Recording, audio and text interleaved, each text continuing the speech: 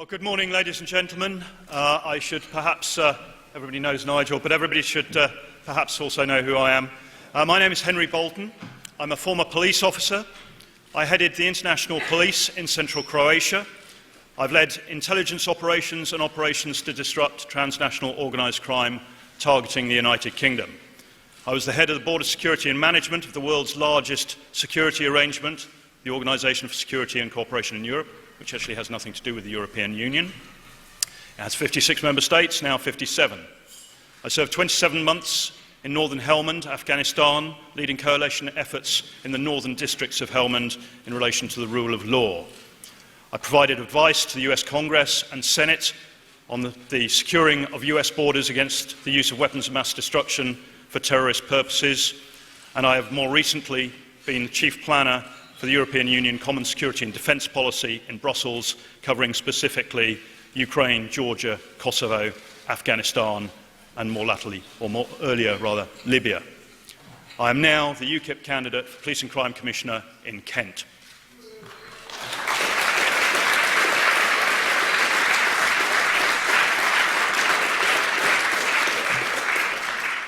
Thank you.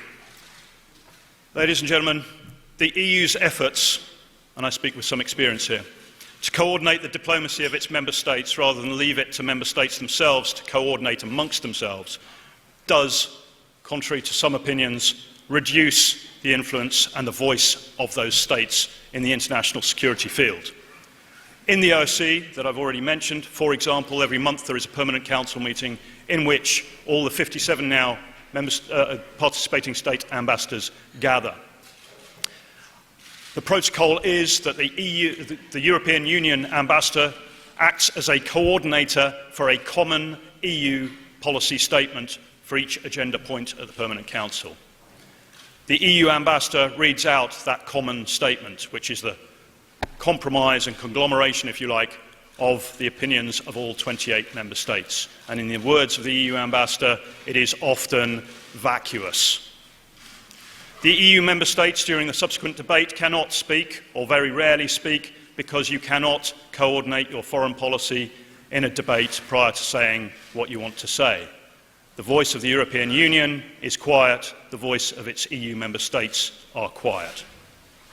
Ladies and gentlemen, the EU's persistent centralising character and the consensual decision-making processes that it applies undermine strategic initiative and timely, clear and decisive leadership, all of which are required in a crisis or security situation.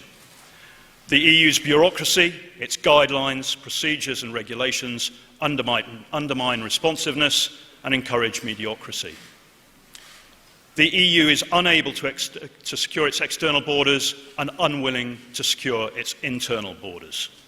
As any police or intelligence officer will tell you, criminals and terrorists will seek to exploit freedom of movement between different law enforcement jurisdictions. And yet, at the same time, the European Union prevents us, the United Kingdom, from taking fully independent actions to secure our own borders from the threats that the European Union, with its policies, has allowed to reach our neighbouring shores. So if you ask me, ladies and gentlemen, whether Britain is safer outside the European Union, I am unambiguously clear. Yes, Britain is safer outside the European Union.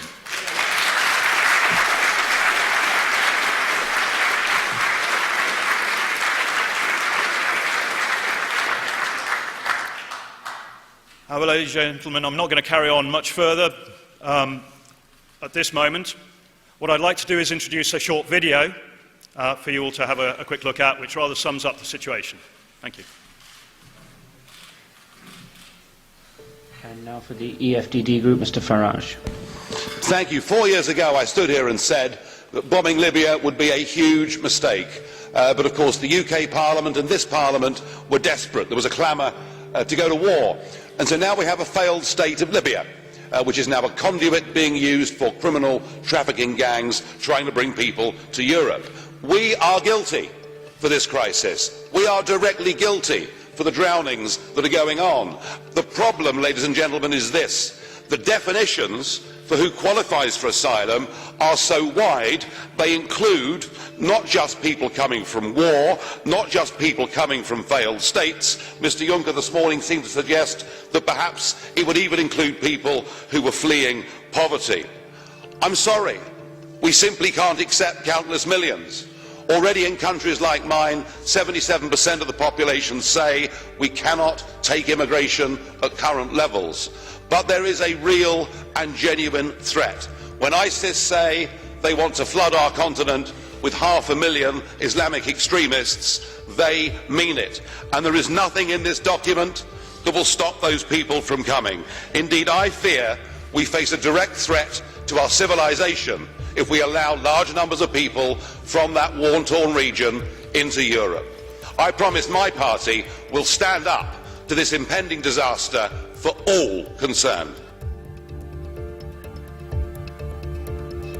I fear we face a direct threat to our civilization. Ladies and gentlemen, it is with great pleasure that I introduce Nigel Farage, leader of the United Kingdom Independence Party. You didn't frankly have the balls to put country before party.